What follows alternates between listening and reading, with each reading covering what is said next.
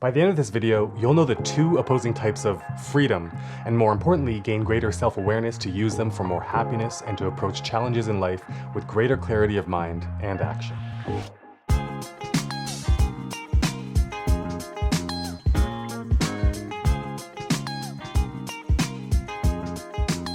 Welcome to Get It Together, and if you're new here, this channel is just me trying to figure out how to get my life together and sharing the tips and lessons I learn along the way. And as usual, there are indeed section timestamps in the description below, so feel free to hop around as you see fit. If you've been with me for a while, you'll know that I think a lot about the idea of happiness, and more specifically, how we can all define and effectively pursue happiness on our own terms. But even the ability to pursue it are framed in invisible sandboxes, whether we're talking about laws, policies, social norms, finances, even religion, which really, beyond happiness, speaks more to freedom, which I realized through boatloads of conversations lately is a concept that most people have no idea how to define, frame, nor approach. When I ask people, both strangers and loved ones, their definitions of freedom fall under two camps, either specific singular abilities like freedom is the right to bear arms, or overly abstract sweeps like freedom is doing whatever I want whenever I want. There's a ton of gray zone between those two, but how can we really define freedom productively for ourselves? And by productively, I mean defining it in a way that gives us self-awareness to guide how we spend our finite time to move towards greater self-defined freedom and therefore move towards greater happiness. After all, isn't almost everything we do, whether consciously or subconsciously, aimed at moving towards joy and moving away from pain? Which leads us smoothly into the recognizing that there are two types of freedom: freedom from and freedom to. Freedom from is essentially escape. An extreme example is, we gotta go to another town since they're killing us because we practice a different religion than they do. While an example of the opposite of extreme of freedom from is, I'm gonna tell my friend I'm sick because I don't feel like going out today anymore. Freedom to, by contrast, is both optimistic and optional. So unlike the family that went to another town because they'd otherwise be killed, going to another town under freedom to would sound like, we gotta go to another town since we want to have a relaxing vacation. See, the most interesting thing about both freedoms is how they relate to the time horizon and to our own sense of control. With freedom from, we are incentivized to act when the timeline is close and we feel that the control is out of our hands. Like, if someone is mugging you, you act to get freedom from that situation immediately. You have minimal control, and the promised solution is close. Give up the goods, and you'll have achieved freedom from getting further stressed. Meanwhile, if we're in an unfulfilling job and want freedom from a boring daily grind, it's a lot easier for us to just soldier through when we are in full control of job seeking and quitting, and the bearable timeline isn't as urgent. With freedom to, the difference is in the control. If we have full control and the result is near, we act fast. Like if we're feeling like seeking the freedom to relax, we can just plop ourselves down on the couch immediately. But meanwhile, if we want the freedom to, say, start our own business, it's a lot easier to say someday because we are not in full control. Just one aspect outside of our control is that we need to find others to become paying customers. Understanding this, having this knowledge and clear distinction is the first step in being able to define what freedom means for yourself and moving towards it. You remember at the very beginning of this video, this whole rabbit hole I've been tumbling down has really begun with my constant revisiting of the concept of happiness and what it means. So I put on my thinking cap. I put on my thinking cap and I did just that. I thought. I kept going down the ladder, meaning I started with what happiness meant to me and then landed on freedom. And then I thought about what freedom meant to me and I landed ultimately on choice. And I thought about what enables choice on a very general level and landed on the removal of barriers. And therein lies the first potential roadblock. I mean, depending on what it is exactly that you want, there may be barriers outside of your control. I mean, your responsibilities, laws, financial limitations, time restrictions, industry policies, not to mention when your freedom from and to directly opposes other people's freedoms. So how do we square these things?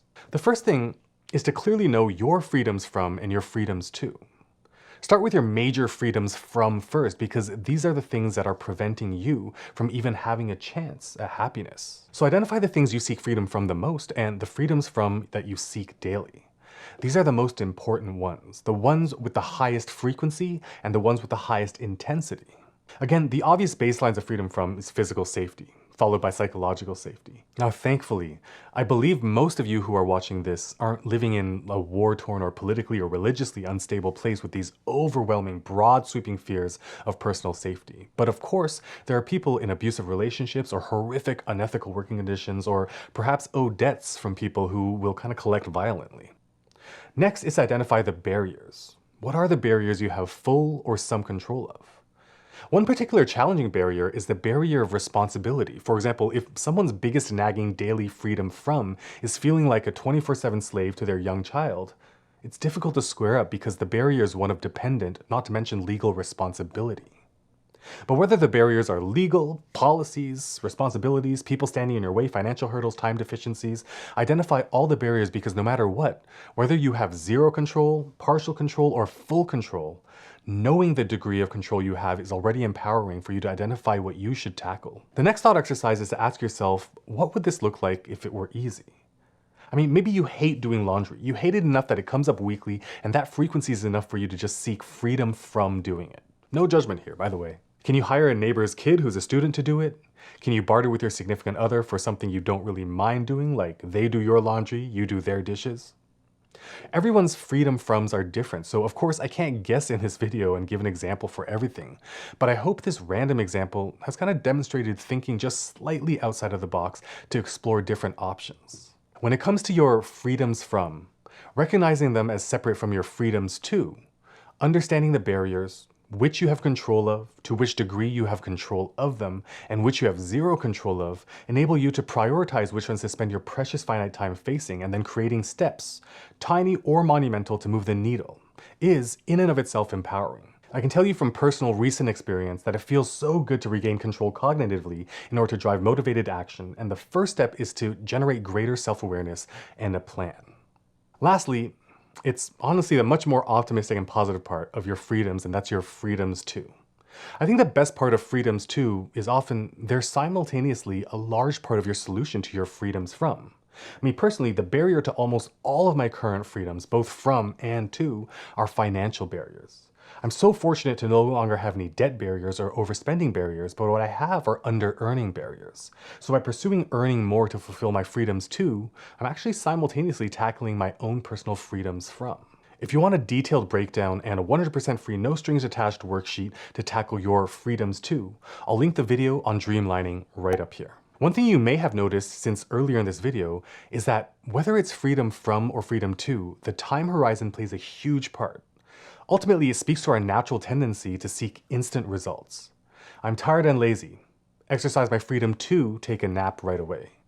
It suddenly started pouring rain. I seek instant results with freedom from getting soaked. A random side note here on one specific way I'm training myself when it comes to this kind of instant results thing. And for me, it's the 1 full week shopping rule. But basically how it works is whenever I want to buy anything, whether I'm physically at a store or online shopping, I just take a picture of it. Literally, if I'm online shopping, I'll take a picture with my phone of my computer screen. And the 1 week rule here states that I just have to let it sit as a photo in my phone. And if after a week I still even remember it, then I can revisit it and really try to think logically about whether or not I should buy it. I'm gonna level with you. Literally 90% of things I literally completely forget about. The remaining 10% of things, half of them I still want after a week, but then after I've removed myself from that knee-jerk emotional really want to impulse buy moment, 1 week later when I have more clarity on it, I realize I definitely shouldn't get it because I'd not even use it. I wouldn't get sustained enjoyment out of it. And the last 5%, I actually do still want, and I know I'm going to use and get value from it, and so I buy it.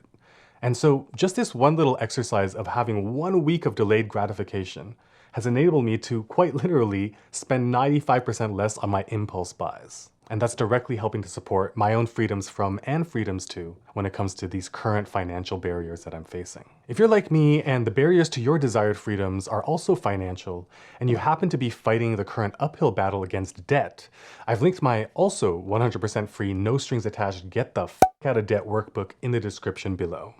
If you're catching value, I think you'll get value from this video right over here. If you enjoyed this video, by the way, please do hit that like button. And if you love this video, please consider hitting the subscribe button and the bell notification so you get notified of future videos just like this one. But regardless, I wish you the best in removing barriers to get choice and exercising choice to experience freedom from and freedom to, and living your freedom to be happy. As usual, thanks for kicking it with me, and I'll catch you guys in the next one.